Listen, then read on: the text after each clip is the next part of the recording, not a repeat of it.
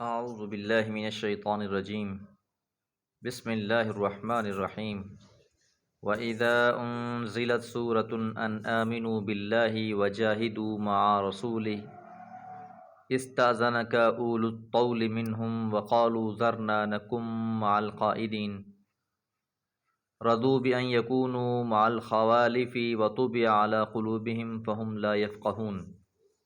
سورۃ التوبہ آیات 86 اور 87۔ وَإِذَا اور جب، انزلہ نازل کیا گیا، سورتن کوئی سورت۔ ویسے تو لفظ سورت ایک مکمل سورت کے لیے ہی استعمال ہوتا ہے، لیکن جس طرح لفظ کتاب یا قرآن بعض مقامات میں قرآن کے کسی حکم یا اس کے کسی حصے کے لیے بھی استعمال ہوا ہے، اسی طرح یہ لفظ سورہ یہاں اصطلاحی مفہوم میں نہیں بلکہ اس کے کسی حصے یا ٹکڑے کے لیے استعمال ہوا ہے کہ جب بھی اللہ تعالیٰ کی طرف سے کوئی حکم نازل کیا جاتا ہے ان آمنو کہ وہ ایمان لے آئیں۔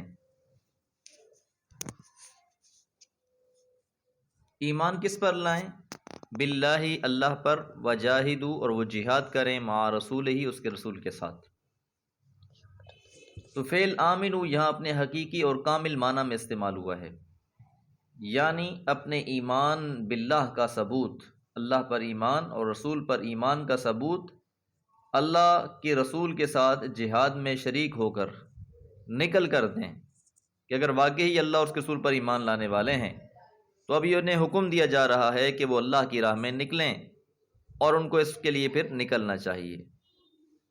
استاذانہ کا لیکن ہوتا کیا ہے؟ استاذانہ کا اجازت طلب کرتے ہیں آپ سے اولو الطول وسعت والے لوگ۔ ویسے طول کا لفظ فضل، قدرہ، غنا اور سعہ یعنی وسعت، طاقت، مال اور دولت ان معنی میں استعمال ہوتا ہے۔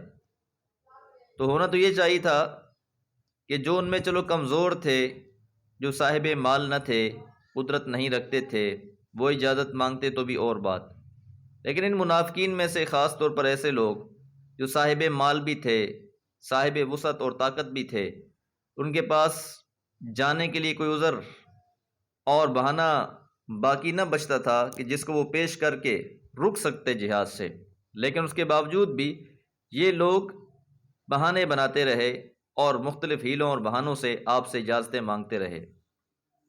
منہم جو انہی میں سے تھے، وقالو اور انہوں نے کہا، ذرنا چھوڑ دیجیے ہم کو، نکن ہم ہو جائیں، مع القاعدین بیٹھنے والوں کے ساتھ، جو پیچھے رہنے والے ہیں، پیچھے بیٹھنے والے ہیں، ہم بھی ان کے ساتھ ہو جائیں۔ تو اب یہ ان کے دل کی بات ہے، اب ظاہر میں تو انہوں نے یہ بات نہیں کی ہوگی، جس طرح قرآن مجید میں آتا ہے قالوا سمعنا وعصینا، ہم نے سن لیا اور ہم نے نافرمانی کی۔ بظاہر تو وہ کہتے تھے سمعنا واطعنا، ہم نے سن لیا اور ہم نے اطاعت کی، لیکن جو ان کی دل کی آواز ہوا کرتی تھی وہ یہی ہوتی تھی کہ ہم نے سن لیا اور ہم اس کی نافرمانی کریں گے، ہم اس پہ عمل نہیں کریں گے۔ تو اسی طرح یہاں پر بھی جو ان کی ظاہری کیفیت تھی اس میں تو یہ کہتے تھے کہ جی ہم بھی آپ کے ساتھ نکلنا چاہتے تھے لیکن مجبوری کے باعث، لیکن حقیقت یہ ہے کہ ان کی چاہت یہی تھی کہ ہمیں ان لوگوں کے ساتھ چھوڑ دیا جائے جو یہاں پیچھے رہنے والے ہیں۔ رضو وہ راضی ہو گئے، بِأَن یکونوا کہ وہ ہو جائیں، مع الخوالف پیچھے رہ جانے والیوں کے ساتھ۔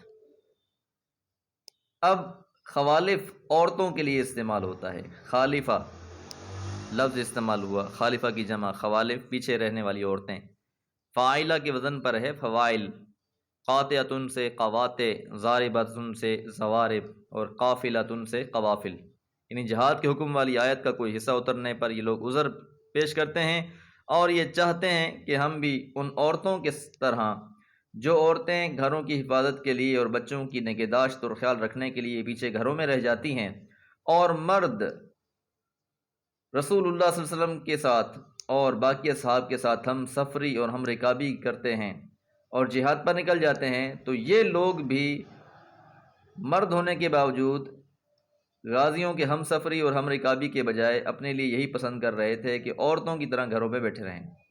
ان کی اس ایمانی اور اخلاقی موت کا نتیجہ یہ ہوا کہ ان کے دلوں پر ٹھپا لگا دیا گیا، اس لیے فرمایا وطبع علی قلوبہم، مہر لگا دی گئی علی قلوبہم، ان کے دلوں پر، فہم، پس وہ لوگ، لا یفقہون، سمجھتے نہیں ہیں۔ کیونکہ جب انسان کے دل پر مہر لگ جائے، ٹھپا لگ جائے، تو پھر اس کے بعد انسان کے لیے تمام دروازے بند ہو جاتے ہیں۔ انسان کو غلط چیزیں اور دنیا کی خواہشات ہی اصل نظر آ رہی ہوتی ہیں، کیونکہ ان کا دل، ان کا دماغ ایمان کی روشنی سے منور نہیں ہوتا، اس لیے پھر وہ اس بات کو سمجھ بھی نہیں پاتے۔ اللہ تعالیٰ سے دعا ہے اللہ تعالیٰ اپنے دین کی خدمت کرنے والوں میں سے بنا دے۔ وما علیہ الا البلاغ۔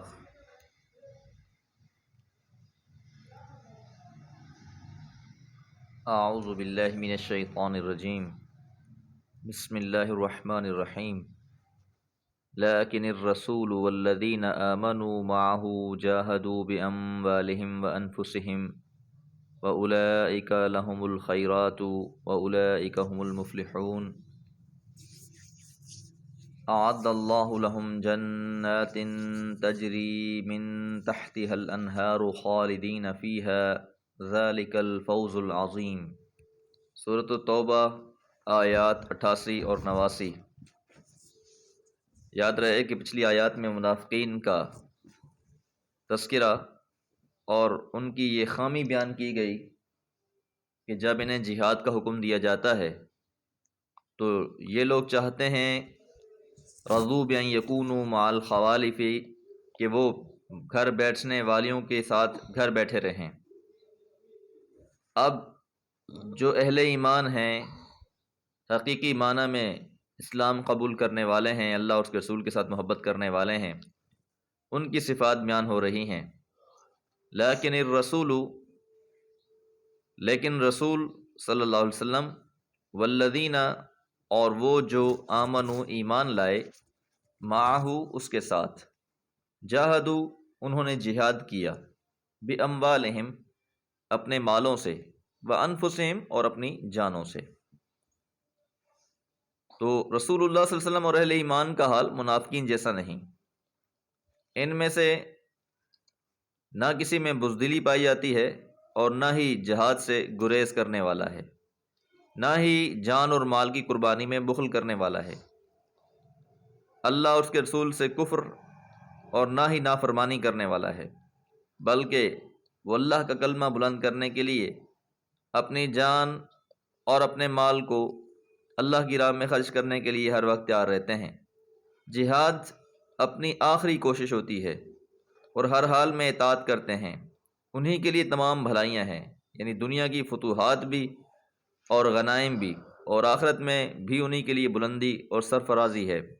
اس لیے فرمایا وَأُولَئِکَ، اور یہی وہ لوگ ہیں، لَهُمُ الْخَيْرَاتُ، ان کے لیے بھلائیاں ہیں، بہت سی بھلائیاں ہیں جو اللہ نے ان کے لیے سمیٹ رکھی ہیں۔ وَأُولَئِکَ، اور وہی لوگ ہیں، ہم المفلحون، فلاح پانے والے۔ تو یہ وہ لوگ ہیں جو دنیا میں بھی فلاح پا گئے اور آخرت میں بھی فلاح پانے والے ہیں۔ حضرت انس رضی اللہ تعالیٰ عنہ سے روایت ہے کہ رسول اللہ صلی اللہ علیہ وسلم نے فرمایا، جنت میں پہنچ جانے والا کوئی ایک شخص بھی ایسا نہیں ہوگا جو پسند کرے کہ دنیا میں واپس آئے، خواہ دنیا کی ہر چیز اسے دے دی جائے سوائے شہید کے۔ وہ تمنا کرے گا کہ دنیا کی طرف واپس جائے، پھر 10 مرتبہ قتل کیا جائے، اللہ کی راہ میں شہید کیا جائے، اس عزت اور کرامت کی وجہ سے جو وہ دیکھے گا، یعنی روز قیامت جو اس کو انعامات ملیں گے، اللہ تعالیٰ کی طرف سے جو اس کو عزت سے نوازا جائے گا، اس عزت کی وجہ سے وہ چاہے گا کہ وہ بار بار اللہ کی راہ میں اپنی جان قربان کر دے۔ یہ بہت بڑا مقام اور مرتبہ ہے ان لوگوں کے لیے جو اپنی جان اور مال سے جہاد کرتے ہیں۔ اعد اللہ، تیار کر رکھا ہے اللہ تعالیٰ نے، لہم، ان کے لیے، جنات، باغات، تجری، بہتی ہوں گی، من تحتہا، اس کے نیچے سے، الانہار، نہریں۔ رسول اللہ صلی اللہ علیہ وسلم نے فرمایا، بے شک جنت میں 100 درجے ہیں جو اللہ تعالیٰ نے مجاہدین فی سبیل اللہ کے لیے بھی تیار کیے ہیں۔ ہر 2 درجوں کے درمیان اتنا فاصلہ ہے جو زمین اور آسمان کے درمیان ہے۔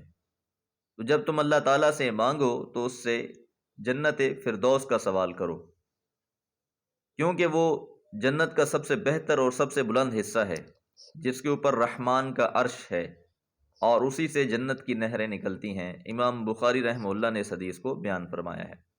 اس لیے رسول اللہ صلی اللہ علیہ وسلم نے یہ تاکید کی کہ فجر کے بعد اور مغرب کے بعد 7 مرتبہ اس دعا کو پڑھا جائے، اللہم انا نسألک جنت الفردوس۔ اجتماعی دعا مانگنی ہو تو نسألو کے ساتھ اللہم انا، یقیناً اے اللہ ہم، نسألک تجھ سے سوال کرتے ہیں جنت الفردوس، جنت فردوس کی۔ اور انفرادی دعا ہو تو اللہم انی اسألک جنت الفردوس، اللہم انی، اے اللہ یقیناً میں اسألک تجھ سے سوال کرتا ہوں جنت الفردوس، جنت فردوس کا۔ تو یہ بہرحال اللہ تعالیٰ کے انعامات ہیں ان لوگوں کے لیے جو اپنی زندگیاں اللہ کی خوشنودی کے لیے گزار دیتے ہیں، قربانیاں دیتے ہیں اور رب کی رضا کو ترجیح دیتے ہیں۔ فرمایا ذالک الفوز العظیم، ذالک یہی، الفوز کامیابی ہے، عظیم ہمیشہ ہمیشہ والی اور بڑی کامیابی ہے یہ۔ جس شخص کو جہنم سے بچا لیا گیا اور جنت میں داخل کر دیا گیا، حقیقت میں یہی بہت بڑی کامیابی ہے۔ باقی دنیا تو ہے ہی عارضی، اور یہاں کا ہر دکھ اور ہر تکلیف بھی عارضی ہے، اور ہر سکھ اور ہر خوشی بھی عارضی ہے۔